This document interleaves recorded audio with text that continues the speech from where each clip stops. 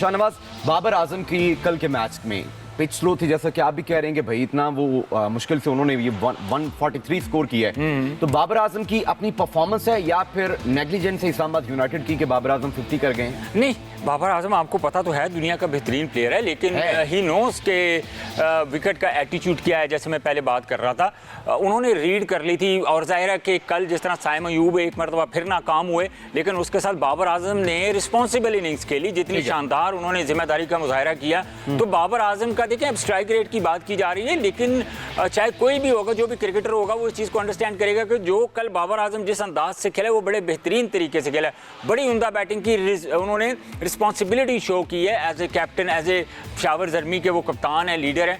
तो उन्होंने ये बताया कि भाई अगर मैं पूरे ओवर खेलूंगा तो मैच फिनिश करूंगा, लेकिन उसके साथ मां सदाकत की अगर मैं बात ना करूं, जिस अंदाज से उन्होंने बैटिंग की है, यंगस्टर्स है, तो उन्होंने आके एक्चुअली मैच बनाया उन्होंने, और उनका भरपूर साथ दिया नॉन स्ट्राइकर एंड पे बाबर आजम ने भी, कि बाबर आजम को जो बॉल मिल रही थी उसका भरपूर फ़ायदा उठा रहे थे। लेकिन मां सदाकत खुला खेलें, उन्होंने अपनी जो नेचुरल बैटिंग है, जो उनका अंदाज़ है खेलने का, जो टिपिकल T20 क्रिकेट के लिए चाहिए होता है, उस अंदाज से वो खेले और उन्होंने किस तरह वो डोमिनेट किया इस्लामाबाद को।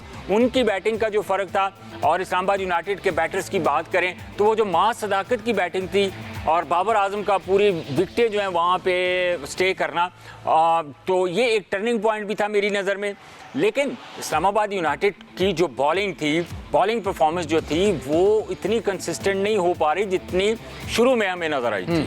अब आगे उनमें कुछ आपको लैक नजर आ रही है? देखिए, नसीम शाह तो शुरू से स्ट्रगल कर रहे हैं, लेकिन शाहनवाज, पॉइंट टेबल की अगर बात की जाए, इस्लामाबाद अभी तक वो टॉप पे है, क्योंकि सबसे ज़्यादा मैच इस्लामाबाद यूनाइटेड ने जीतने, 7 मैच खेले हैं, 2 हारे हैं, 5 जीते हैं। लाहौर कलंदर्स दूसरे नंबर पर है, कोयटा तीसरे पर है, कराची चौथे, पेशावर ज़ल्मी 5वें और हमारा मुल्तान सुल्तान ऑलमोस्ट तकरीबन बाहर हो चुका है। बिल्कुल ऐसे। अच्छा, आखिरी 30 सेकंड है मेरे पास। पेशावर ज़ल्मी आपको लग रहा है कि कम बैक करने वाला है? देखिए, पेशावर ज़ल्मी परफॉर्म तो अच्छा कर रहा है, लेकिन अगर इसी मोमेंटम के साथ, इसी जीत के साथ खेलते गए तो वो बाकी टीमों के लिए मुश्किलात पैदा कर सकते हैं। सही है। आज के प्रोग्राम का वक्त खत्म हुआ। इंशाल्लाह ताला कल दोबारा आपकी खिदमत में हाजिर होंगे।